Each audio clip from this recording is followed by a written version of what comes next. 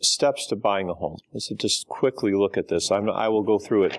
I want to run it through it quickly because I think there is, there's a lot of information on the table. This gentleman is information rich right now, and he'll foreclose on me if I don't let him speak. So what I've done for you is I've written up about 11 steps to buying a home. And so just kind of, number one is very intuitive. Save and save as much as you can, and keep good credit. Pay your bills. Then you take a look at your budget and your financial resources. Determine how much home you can afford, and then try to match that up against your own needs. Yes, I can buy a $1 million house. Okay. What is that $1 million house going to look like? What is it that I want? Well, I want 3 bedrooms, and I want this, and I want that, and I want, these various things. So given the need that you have and your ability to purchase, those have to come, those two factors meet, and they meet at the places that you're going to be able to find that type of home, whether you can find it in the Bay Area, how far away from Stanford will you have to go in order to find it, and so on. But that's my piece here first, that helps you to begin to look for the homes, because there are thousands and thousands of homes for sale at any given time, and we want to be able to get down to the ones that we possibly can see. Step 5, view several open houses. Before I had my last home, I literally visited 100 homes over about a 2-year period, 2 to 3 year period before I found what I found. What did I find? And this happens. It does happen. I found a very willing seller in a market that was relatively competitive. He was leaving. He was one of these guys who's leaving town. And he wanted to do business with me because he saw a family. And he felt like this family was a family he wanted to help. And so we were able to strike on, he still had a minimum price, but we were able to strike on some favorable terms that allowed me to be able to purchase this particular home. If you go out to 100 homes, that guy there was maybe one chance in 50 or so that somebody like that would be on the other side, that you'd have somebody like that.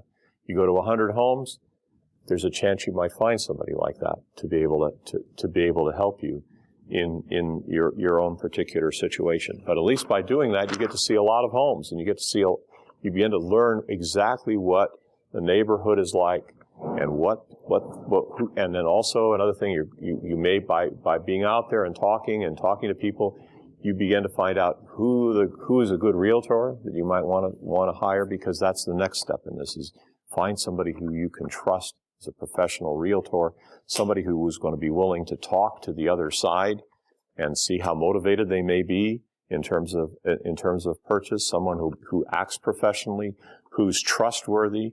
When you see Mr. X or Miss X's client coming in with an offer, that offer is going to be more credible if that real estate agent is credible and is respected.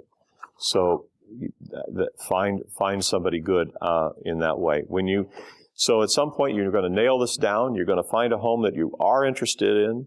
Don't fall in love with the first home, because everybody has a formula, right? Everybody has this beautiful formula. Plant flowers out front, right? And then inside put a little bit of apple cider on the stove and bake cookies. You walk in, oh my God, this is exactly what I want in a home, right? So don't fall in love with the first home that you see like that, okay? Look at comparable listings, because that's where value also is set. In other words, if there's a home down the street identical to the home you're looking at, and it just sold for $1.2 million, chances are this one is going to sell for around $1.2 million. It's not going to sell for 1.5. Shouldn't be offering there. It's not going to be, you're not going to be able to get it for $900,000. It's going to, because it's proven, it has a proven value around there. Maybe you have a little play, but not a whole lot around that number. make a clean offer. The next step will be actually making an offer, which is a written offer that says, I want to buy your home, and I want to pay you this much, and under these terms. Typically, I want a contingency that says that I can void this contract or adjust this contract pending financing, and also pending an inspection. You want to be able to look at the goods. You want to make sure that the goods are exactly what they are and exactly what's being promised. So those probably the only contingencies that you can get away with, and even there, the financing, you'll want to be able to do a close that is relatively quick because the seller doesn't want to have this risk hanging around. Is the buyer going to deliver? Is he going to be able to get his financing and all this stuff?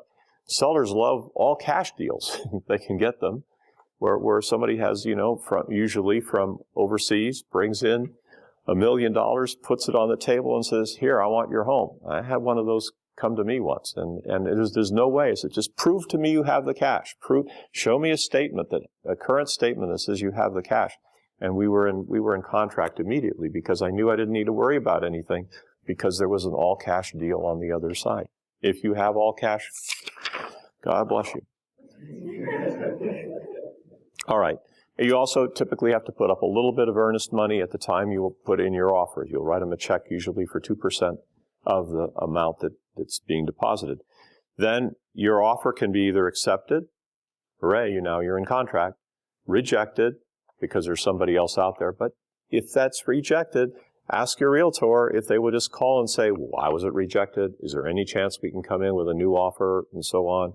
Another one is counter, where the seller says, I like pretty much everything you have here, but can you adjust it so that instead of a 45-day close, we can do it in 30 or something like that? Then now it's on you. You consider whether you want to close in 30 days or not. If you want to close in 30 days, you accept the counter, now you guys are in contract. Once in contract, you're going to be doing building inspections of your own. You're going to have your realtor help you with that. You're going to get insurance for the house because you have to have insurance before you close. You're going to work with the bank on a loan. And at this point, Howard is going to be up here in just a couple of minutes to explain that process to you. It's very good to be able to pre-qualify. Explain pre-qualify. That is to say, before you're out on a specific home, Howard, and you've already shaken on the idea that, that Canellis has proven his financial strength. And Howard says, Chris, I'm ready to go with you. I'm ready to commit the credit union's funds to you, provided the appraisal of property looks right. And rather than what I had to do that very, very first time, which was go and talk to a mortgage broker and try to line up the credit, and be so stressed out because at every step they were asking questions. Look, I need this, I need that. I don't have that. I can't show you that document. And it's panic city in that last month. The time between the time you get your offer is accepted and the time that you have to close. Then you'll be invited to the title company, and a title company will sit down with you, and you'll at that point sign all of your documents.